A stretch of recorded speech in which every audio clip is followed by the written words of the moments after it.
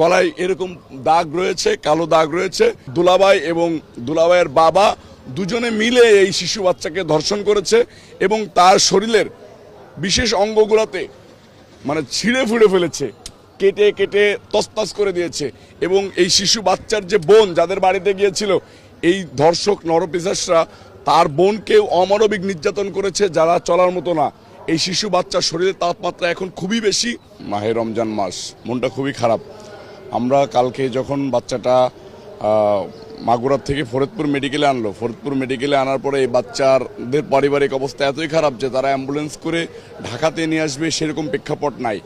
আমি যখন শুনতে পাওয়ার সাথে সাথেই অ্যাম্বুলেন্সের টাকা পাঠিয়ে দিয়ে অ্যাম্বুলেন্স করে এনে এখানে ভর্তি করেছি। কালকে সারা রাত আমরা এখানে ছিলাম। আমরা এটার জন্য রাস্তায় আন্দোলন বের করছি, 24 ঘন্টার আলটিমেটাম দিয়েছিলাম প্রশাসনকে। 2টা আসামি গ্রেপ্তার হয়েছে, তাতেও মনটা ক্ষান্ত হচ্ছে না। আমরা এই যে শিশু বাচ্চা আসিয়াকে এখন দেখতে গিয়েছিলাম, এই বাচ্চাটা আইসিইউতে আছে এখনো।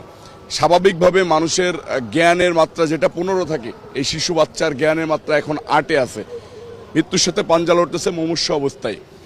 তার অপারেশনগুলো হয়েছে কিন্তু তার এখনো জ্ঞান ফিরে নাই। ডাক্তার আশঙ্কাজনক অবস্থায় আছে। তার মা এবং পরিবারের সবাই ভেঙে পড়ছে। আমরা সান্ত্বনা দেওয়ার চেষ্টা করতেছি। এরকম নেক্কারজনক ঘটনা বাংলাদেশের নজিরবিহীন। আমাদের বিএনপির ভারপ্রাপ্ত চেয়ারম্যান তারেক রহমান সাহেব এটার কালকের থেকেই আমাদের সাথে যোগাযোগ করে খোঁজখবর রাখতেছে যে এটা কি প্রতিনিয়ত আপডেট নিচ্ছে আর কি। আমরাও সবাই এখানে থেকে চেষ্টা করতেছি যে যেভাবে ডাক্তারের সাথে যোগাযোগ করে 6টা টেস্ট দিয়েছিল, সকালবেলায় টেস্টগুলো করা হয়েছে। টেস্টের রিপোর্টগুলো এখনো আসে নাই। কিছুক্ষণের ভিতরে রিপোর্ট আসলে আমরা জানতে পারবো, কিন্তু বাচ্চারা এখনো জ্ঞান ফেরে নাই। বাচ্চা মুমূর্ষু অবস্থায় আছে। আল্লাহর কাছে দোয়া করে আল্লাহ পাক রব্বুল আলামিন যেন বাচ্চাটাকে হেফাজত করে। এবং আপনাদের মাধ্যমে সারা বাংলাদেশের মানুষের কাছে দোয়া চাচ্ছি যে এই আসিয়া 8 বছরের শিশু বাচ্চা, ক্লাস 3-তে পড়ে, তার দুলাভাই এবং দুলাভাইয়ের বাবা দুজনে মিলে এই শিশু বাচ্চাকে ধর্ষণ করেছে এবং তার শরীরের বিশেষ অঙ্গগুলোতে ছিঁড়ে ফুঁড়ে ফেলেছে, কেটে কেটে তছনছ করে দিয়েছে। এবং এই শিশু বাচ্চার যে বোন যাদের বাড়িতে গিয়েছিল, এই ধর্ষক নরপিশাচরা তার বোনকে অমানবিক নির্যাতন করেছে, যারা চলার মতো না। এই শিশু বাচ্চার শরীরের তাপমাত্রা এখন খুবই বেশি, জ্বর আর কি যেটা বলা যাচ্ছে। শরীরে এই জ্ঞানহীন অবস্থাতেই তার শরীরে প্রচন্ড পরিমাণে জ্বর। চিকিৎসকরা বলতেছে যে ভাই, যেহেতু শিশু বাচ্চা, তার গলায় তাকে মেরে ফেলা দেওয়ার জন্য চেষ্টা করা হয়েছিল। এরকম দুর্ঘটনা ঘটানোর পরে, ধর্ষণের মতো দুর্ঘটনা ঘটানোর পরে তার গলায় গামছা পেঁচিয়ে মেরে ফেলে দেওয়ার চেষ্টা করা হয়েছিল।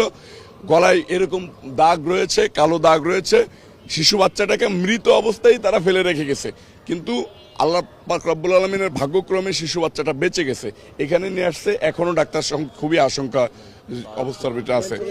মেয়েটার বড় বোনকে, এটা আসলে একটা প্যাথেটিক ব্যাপার।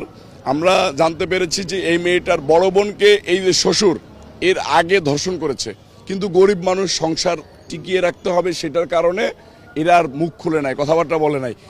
এইবার এই শিশু বাচ্চা গিয়েছিল তার বোনের বাড়িতে বেড়াইতে যাওয়ার পরে এরকম একটা ঘটনা ঘটাইছে। এর মেয়ের দুলাভাই এবং শ্বশুর দুজনকে গ্রেপ্তার করা হয়েছে। পরিবারের লোক তাদের ফাঁসি দাবি করতেছে এবং তারা বলতেছে এত বেশি অমানবিক নির্যাতন করছে এতদিনে, যেটা ভাষায় প্রকাশ করার মতো না।